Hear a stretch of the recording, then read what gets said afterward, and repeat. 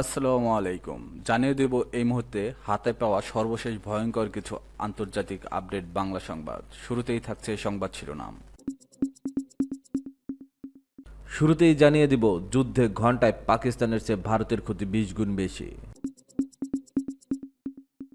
জানিয়ে দিব, সিরিয়ার হামলা, ইসরায়েলের বিমানকে আটক দিল তুরস্ক। এরপর রয়েছে যুদ্ধে ভারতের ক্ষতি 83 বিলিয়ন, পাকিস্তানের কত। সর্বশেষ থাকছে গাজায় ব্যাপক বোমাবর্ষণ, নিহত আরও 23। এখন শুনছিলেন সংবাদ শিরোনাম, এবার বিস্তারিত। প্রিয় দর্শক, আপনি যদি এই চ্যানেলে নতুন হয়ে থাকেন, ভিডিওটি দেখতে দেখতে চ্যানেলটি সাবস্ক্রাইব করে আমাদের সাথেই থাকুন। যুদ্ধে ঘণ্টায় পাকিস্তানের চেয়ে ভারতের ক্ষতি 20 গুণ বেশি। ভারত ও পাকিস্তানের মধ্যে সাম্প্রতিক উত্তেজনা ভয়াবহ এবং বহুমাত্রিক এক সংঘর্ষের রূপ নেয়। মাত্র 87 ঘণ্টায় এই যুদ্ধে দুই দেশেই বিপুল সামরিক, কৌশলগত এবং মানবিক ক্ষয়ক্ষতির মুখে পড়েছে। ভারত 7 মে রাতে 1:05 আকস্মিকভাবে পাকিস্তানে হামলা শুরু করে, যার কোড নেম ছিল অপারেশন সিঁদুর।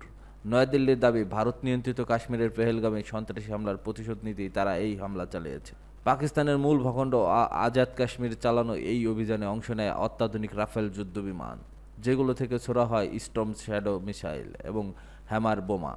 ভারতের লক্ষ্য ছিল পাকিস্তানের অভ্যন্তরে 9টি সামরিক সমর্থিত বেসামরিক অবকাঠামো, যার মধ্যে ছিল সন্দেহভাজন ঘাঁটি, যোগাযোগ কেন্দ্র এবং সরবরাহ চেইনের অংশ। একই সঙ্গে ভারতের ড্রোন হামলা ও নজরদারির মাধ্যমে পাকিস্তানের আকাশ প্রতিরক্ষা ব্যবস্থার প্রতিক্রিয়ায় যাচাই করার চেষ্টা করে। ভারতের হামলার জবাবে পাকিস্তান খুব দ্রুত প্রতিরোধ গড়ে তোলে, আকাশপথে J-10C যুদ্ধবিমান মোতায়েন করে এবং কোরাল ইলেকট্রনিক জ্যামিং সিস্টেম ব্যবহার করে ভারতের বিমান ও ড্রোনকে বাধা দেয়। পাকিস্তানের দাবি অনুযায়ী তারা 3টি রাফায়েল যুদ্ধবিমান ভূপাতিত করে এবং 12টি ভারতীয় ড্রোন ধ্বংস করে ইলেকট্রনিক ও ক্ষেপণাস্ত্র প্রতিরক্ষার ব্যবস্থার মাধ্যমে।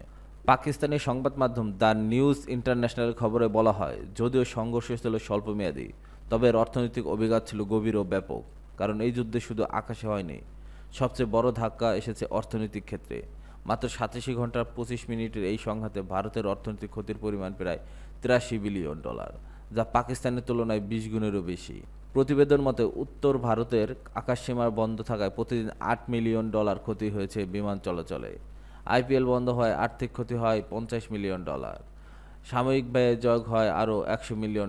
যুদ্ধবিমান হারিয়ে ক্ষতি হয় $400 মিলিয়ন। লজিস্টিক ও বাণিজ্যিক খাতে ক্ষতির পরিমাণ দাঁড়িয়েছে $2 বিলিয়ন। অন্যদিকে পাকিস্তানের মোট ক্ষতির পরিমাণ আনুমানিক $4 বিলিয়ন। করাচি শেয়ার বাজারের সূচক পড়ে গিয়ে ক্ষতি হয় $2.5 বিলিয়ন। পাকিস্তানি সুপার লিগ বন্ধ থাকায় ক্ষতি হয় $10 মিলিয়ন। আকাশসীমা বন্ধ থাকায় ক্ষতি হচ্ছে $20 মিলিয়ন। আর সামরিক খাতে প্রতিদিন $25 মিলিয়ন ব্যয়ের পাশাপাশি ড্রোন ও ক্ষেপণাস্ত্র ব্যয় হয় $300 মিলিয়ন। সিরিয়ায় হামলা, ইসরায়েলের বিমানকে আটকে দিল তুরস্ক। সিরিয়ার আকাশসীমায় অনুপ্রবেশ করা ইসরায়েলি যুদ্ধবিমানকে আটক করে দিয়েছে তুরস্ক। ইলেকট্রনিক ওয়ারফেয়ার প্রযুক্তির মাধ্যমে যুদ্ধবিমানকে মোকাবেলা করছে দেশটি। মিডল ইস্ট মনিটরের এক প্রতিবেদনে এ তথ্য জানানো হয়েছে। প্রতিবেদনে বলা হয়েছে, প্রতিহত করতে তুরস্কের যুদ্ধবিমান ইলেকট্রিক হুমকি সংকেত পাঠানো এবং জ্যামিং অপারেশন পরিচালনা করছে। মধ্যপ্রাচ্যের আঙ্কারা তেল আবিবের মধ্যে বিরোধের এই ঘটনাকে দুই দেশের মধ্যে নতুন মাত্রার সামরিক উত্তেজনা হিসেবে দেখা হচ্ছে। সাম্প্রতিক দিনগুলোতে ইসরায়েলের সিরিয়ার বিভিন্ন স্থানে, এমনকি প্রেসিডেন্সিয়াল প্যালেসের নিকটেও বিমান হামলা চালিয়েছে। তারা দাবি করছে, সিরিয়ার সরকারের নতুন বাহিনীর সঙ্গে দ্রুজ মিলিশিয়াদের সংঘর্ষের প্রেক্ষিতে ইসরায়েলের দ্রুজ সংখ্যালঘুদের রক্ষায় এসব হামলা চালাচ্ছে। তবে ইসরায়েলি জেটগুলো তাদের অভিযানের অগ্রসর হওয়ার সময় তুর্কি যুদ্ধবিমান তাদের অডিও রাডার সিস্টেম হস্তক্ষেপ করতে শুরু করে। ইসরায়েলি ব্রডকাস্টিং অথরিটি নিশ্চিত করেছে যে তুর্কি বিমান সিরিয়ার আকাশসীমা থেকে ইসরায়েলি যুদ্ধবিমানকে সরাতে সতর্কবার্তা সংকেত পাঠাচ্ছে এবং জ্যামিং কার্যক্রম চালাচ্ছে। এই ঘটনা একটি বিরল তবে তাৎপর্যপূর্ণ সামরিক মেরুকরণের ইঙ্গিত দিচ্ছে, বিশেষ করে সিরিয়ার মাটি ও আকাশ নিয়ে, যেখানে ইসরায়েল ও তুরস্ক উভয়ে দীর্ঘদিন ধরে রাজনৈতিক ও কৌশলগত প্রভাব বিস্তারের চেষ্টা করছে। তুরস্কের পররাষ্ট্র মন্ত্রণালয় ইসরায়েলকে বিমান হামলা বন্ধের আহ্বান জানানোর কয়েকদিন পরে এই সামরিক পদক্ষেপ নেওয়া হয়েছে। তুরস্ক জানিয়েছে, সিরিয়ায় এই সংবেদনশীল পরিস্থিতিতে ইসরায়েলকে অবশ্যই তার বিমান হামলা বন্ধ করতে হবে, কারণ এটি সিরিয়ার ঐক্য ও আঞ্চলিক অখণ্ডতার প্রচেষ্টায় বাধার সৃষ্টি করে। তুরস্ক ও ইসরায়েল উভয় দেশই 2023 সালের ডিসেম্বরে 8 তারিখে আসাদ সরকারের পতনের পর থেকে সিরিয়ায় নিজেদের প্রভাব বিস্তারের জন্য সক্রিয় হয়ে ওঠে। তবে এবারই প্রথমবারের মতো উভয়ের মধ্যে এমন সরাসরি সামরিক দ্বন্দ্বের ইঙ্গিত দেখা গেছে। যুদ্ধে ভারতের ক্ষতি 83 বিলিয়ন, পাকিস্তানের কত? মাত্র 87 ঘন্টায় ভারত ও পাকিস্তানের মধ্যে সংঘটিত হওয়া ভয়াবহ এই বহুমাত্রিক যুদ্ধ। 7 মে রাত 1টা 5 মিনিটে ভারতের বিমান বাহিনী শুরু করে আকস্মিক হামলা, যার কোড নেম ছিল অপারেশন সিঁদুর। এই অভিযানে অংশ নেয় রাফেল যুদ্ধ বিমান, যেগুলো থেকে ছোড়া হয় স্টর্ম শ্যাডো মিসাইল ও হ্যামার বোমা। ভারতের লক্ষ্য ছিল পাকিস্তানের অভ্যন্তরে 9টি বেসামরিক এলাকা। একই সঙ্গে ভারত ড্রোন ব্যবহার করে পাকিস্তানের আকাশ প্রতিরক্ষা ব্যবস্থা যাচাইয়ের চেষ্টা করে।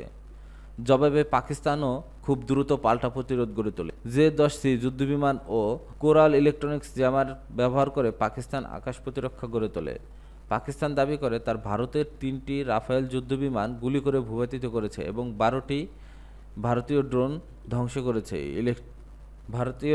ধ্বংস করেছে। ইলেকট্রনিক ব্যবস্থা, অ্যান্টি এয়ারক্রাফট গান এবং শর্ট রেঞ্জ ক্ষেপণাস্ত্রের মাধ্যমে।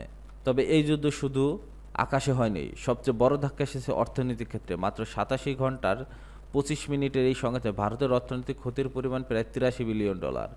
এতে সবচেয়ে বেশি ক্ষতিগ্রস্ত হয় ভারতের শেয়ার বাজার। নিফটি ও সেন্সেক্স মিলিয়নের উভয়ে যায় প্রায় $82 বিলিয়ন। উত্তর ভারতের আকাশসীমা বন্ধ থাকায় প্রতিদিন $8 মিলিয়ন ক্ষতি হয়েছে বিমান চলাচলে। আইপিএল বন্ধ হওয়ায় আর্থিক ক্ষতি হয় $50 মিলিয়ন।